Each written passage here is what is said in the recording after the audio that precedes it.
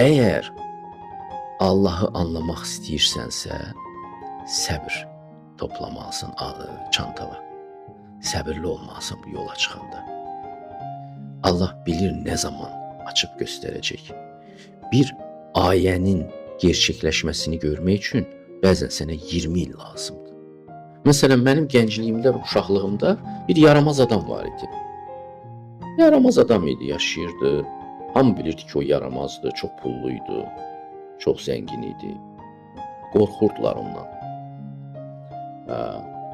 Və sonra 90'larda o yaramaz məhv oldu, getdi. Bütün onun imperiyası, xanimanı hamısı dağıldı.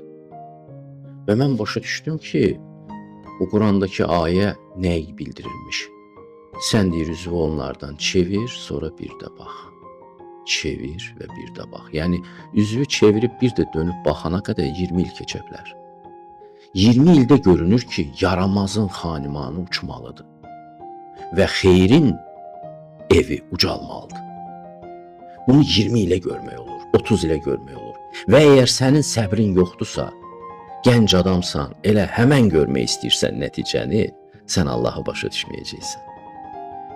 Burada proseslərin şeyi var, deyir, xəstə deyir, tələsər, armud vaxtında yetişər. Bunu çox müdrik adamlar deyiblər.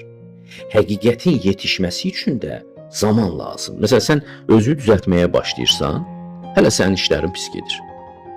1 il, 2 il, 3 il, 5 il, 7 ildən sonra bəlkə bir də görsən ki, əkdiyin bəhrə verməyə başlayır. Bunun ayələrini Allah təbiətdə buraxıbdır.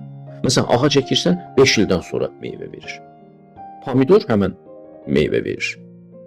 Həmən sezon. Əkdin, meyvəvi də bişirəm, o pomidordur. Ağac daha dəyərli bir şeydir. Daha dəyərli bir şey uzun müddət gözləyəcəksən, xidmət eləyəcəksən ona.